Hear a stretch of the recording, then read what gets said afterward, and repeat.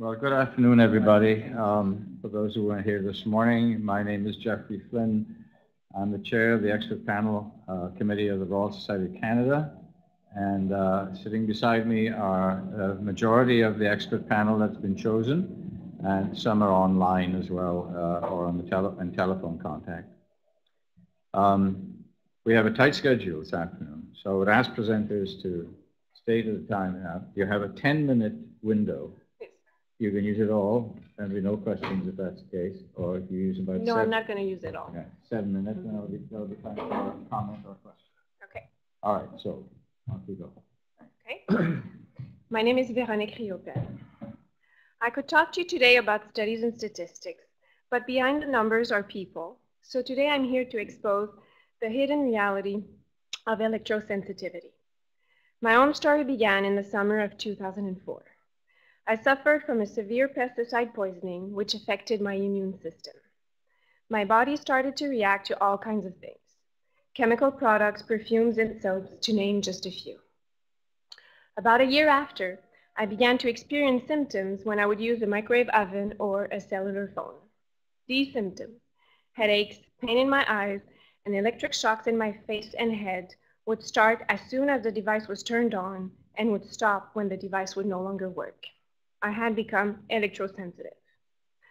I never thought it would happen to me. I was diagnosed chemically sensitive by doctors in Quebec and Ontario after my poisoning. I experienced severe allergic reactions to all kinds of products, but still use my cell phone on a regular basis. So when the symptoms started while using my cell phone, being a health professional, I had to confirm to myself that electrosensitivity was now my reality. In my case, it was easy to prove because unfortunately my condition worsened rapidly.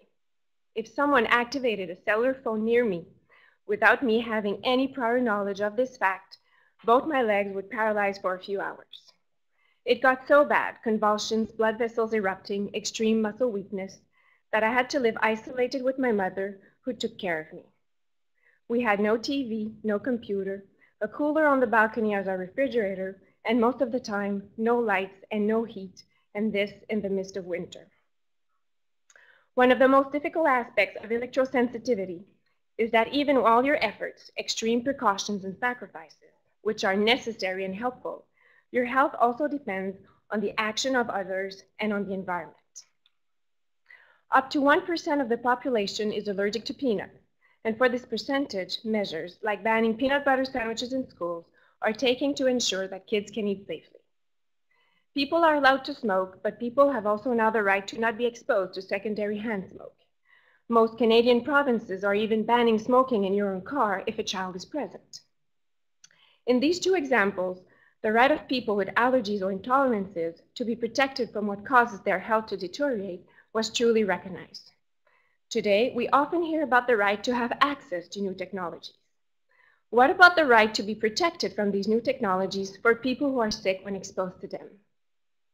I had to work extremely hard to recover my health and become productive again.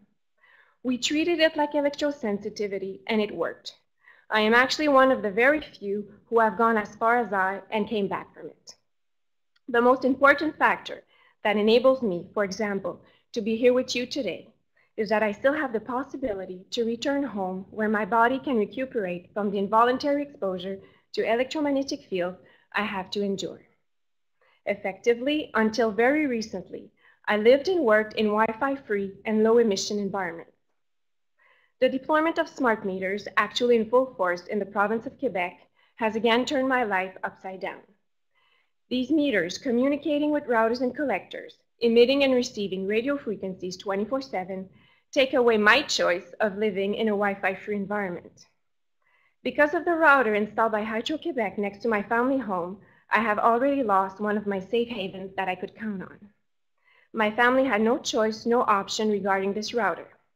I experienced painful pressure in my head, ears, and eyes, electric shocks, ringing in my ears, and spasms whenever I go to the house that I've known all my life. Since the full activation of that router last July, I have been unable to stay over for a night or a meal.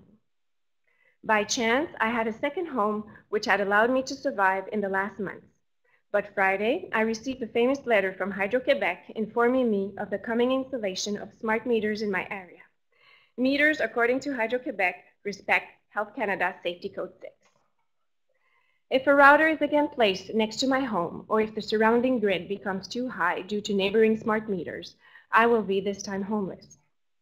Before the arrival of smart meters and its surrounding infrastructure, I had already lost many places that I loved going to. I could not anymore go sit and read at the municipal library because of their new Wi-Fi system. I had to rush in, grab some books, and leave. The same applies to restaurants, hotels, and now even parks. I saw my world diminish gradually and steadily. But at least I still had a home to return to. Now it seems I can't even have that. Where will I and countless others go? I am far from being the only one. Oliver has to wait in his car while his children go into the public library. Dominique is seriously thinking about homeschooling her child because since the installation of the Wi-Fi system at his school, he comes home more and more often with nosebleeds and headaches. Carole moved out of the city thinking she would be better in the country. She did not count on the arrival of smart meters there. These are real people. We are not numbers. We do not want to become statistics. Not only is reviewing Safety Code 6 necessary, but in a democracy like ours, people should have the right choosing what they are being exposed to. We have the right to be protected against secondhand exposure to wireless radiation, especially in our own homes. It is more than time that Health Canada recognizes that electrosensitivity is a real condition. Believe me, as a person who has to live with this reality, you do not want your child, a parent, or yourself to be the next. You have the power to protect us.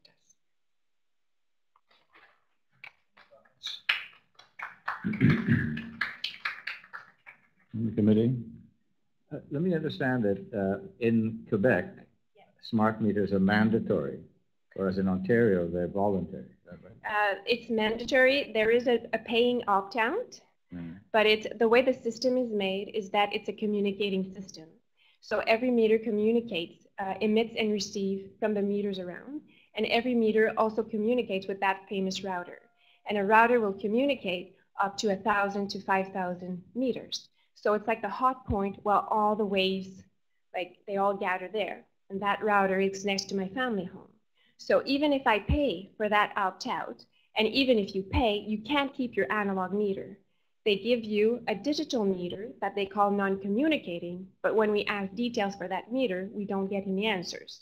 So some say they do emit radio frequencies, some say they do not, depending on who you talk to.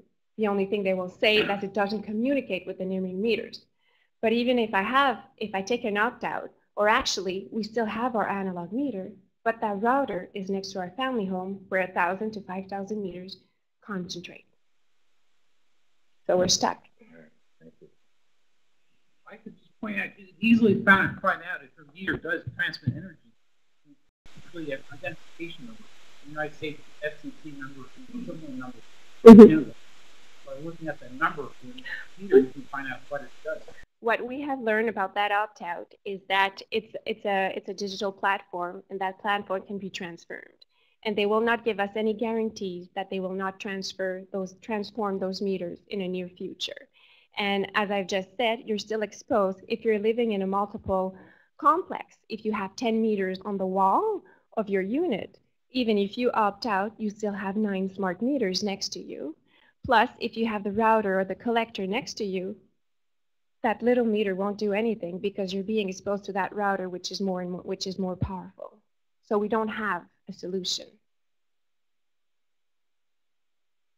I wrote it, so. Yeah. Thank you very much.